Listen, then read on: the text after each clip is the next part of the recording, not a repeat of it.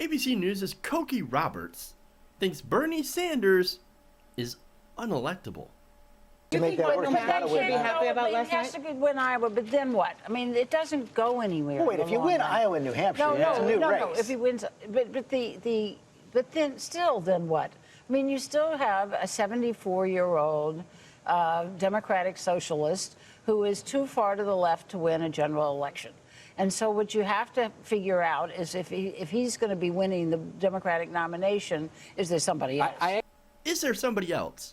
I mean, obviously, we can't vote for that 74-year-old Democratic socialist. I mean, he's too far to the left. He's way too far to the left. Right. How about wrong again, Cokie? Bernie Sanders, on many issues, actually represents the majority of Americans. For example, we've got numerous polls on issues like the minimum wage, for example. A lot of people want to raise it to a $15 minimum wage. That's what Bernie Sanders stands for. Hillary Clinton, $12 an hour. And the Republicans, Donald Trump thinks the minimum wage is too high. No, he thinks you're getting too much on minimum wage. And the Republicans, they all believe that you should either get rid of the minimum wage or keep it the same. Except for Rick Santorum. He wants to give you an extra 50 cents. Ooh. Oh, Rick. Thank you, Rick. Thank you for that pittance, sir. So, there's that. Minimum wage, right? On the other issue, expanding Social Security. Bernie Sanders, the only guy in the race that wants to expand Social Security. That's an incredibly popular position. Also, overturning Citizens United. A massive majority of Americans, Republicans, Democrats, Independents, want to overturn Citizens United. They're tired, they're fed up with all the money in politics. They want it gone, they want to get rid of it. They want to overturn Citizens United, incredibly popular. They want to tax the billionaires. The billionaires, and they want to break up Wall Street. All those positions are incredibly popular, and they're pretty mainstream. These positions put Bernie Sanders in the mainstream. Now, to his credit, Matthew Dowd, who was also sitting on the panel, actually makes a great point about Bernie Sanders. Watch. I actually don't think he's too far to the left to win the general election. In the course of America today, what we've seen in the course of these debates is there's no conservatives left in the Democratic Party at all, and there's no liberals left in the Republican Party at all. They both belong to the polarized ends of the spectrum. And if Bernie Sanders happens to win it, which I think is very difficult, he actually could beat somebody like Donald Trump if Donald Trump is the nominee. Dowd's on point. He's actually on point through most of that. When you look at all the polls that put Bernie Sanders up against different Republicans, you got your Jeb Bush, you got Marco Rubio, you got Ted Cruz, Donald Trump. He beats Donald Trump by at least 10 points. And look, he either beats all of the Republicans or comes incredibly close. And in some cases, against those same opponents, Hillary Clinton doesn't do quite as well. Now, she'll still win. She still wins. But Bernie sometimes wins at a higher margin. Doesn't that suggest at least that he's just as electable as Hillary Clinton? Right? I mean, that's what I would think. Looking at these results, when you put up, because this is about the general. She's talking about the general election. Well, when you put up your candidates in hypothetical general election matchups versus the Republicans, and this candidate beats the Republicans and does better than the front runner in some cases, doesn't that point to the electability? Doesn't that whole he's not electable argument come flying out the fucking window? You would think so. But see, Cokie Roberts is part of your old school media corporate establishment. And to the establishment, somebody like Bernie Sanders could never win. Well, we're a center-right country. Well, that's why you could never have somebody that far to the left win, ever. Because, corporate America, we see it as center-right country. Center-right country. But we know that America is actually center-left. Now, the whole reason that you don't see that reflected sometimes in our political makeup, remember, Republicans make up 2/3 of the government right now. They control both the House and the Senate. Well, the reason that happens is Because progressives don't go out and vote. Now you see them turn out in presidential elections in record numbers. And that's how we got Obama not once but twice. But when it comes to midterms, when it comes to the control of the House and Senate, progressives don't get out and vote. Or at least in large enough numbers to defeat the dirty tricks that certain Republican governors put on the states. For example, you have voter suppression and you have gerrymandering. We're in a system right now where you can get 1 million more votes for House candidates in the House and still lose. Dirty tricks. So we've got the numbers. America is center-left. America is center-left. Now, the media establishment, however, what's a different story? The media establishment is very pro-corporate because they are corporations. And who benefits most from keeping the status quo, which is what Hillary Clinton would represent?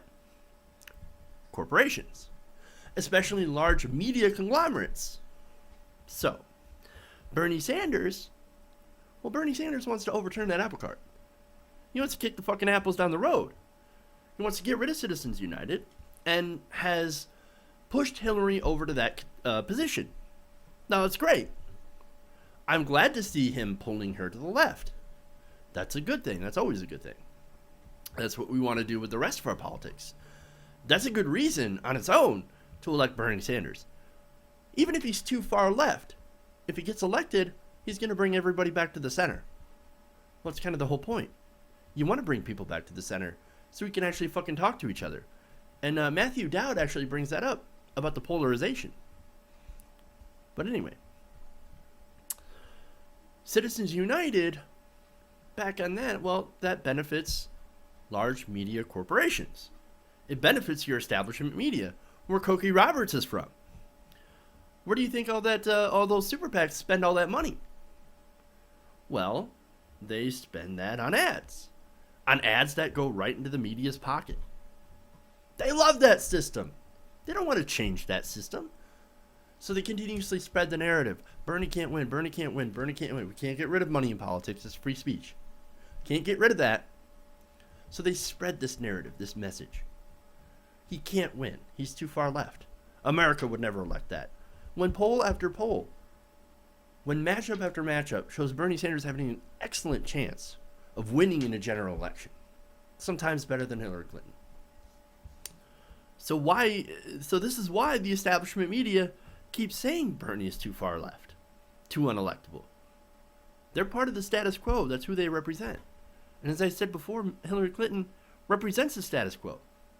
She'll bring in, if she gets elected, she'll bring in about 5% change.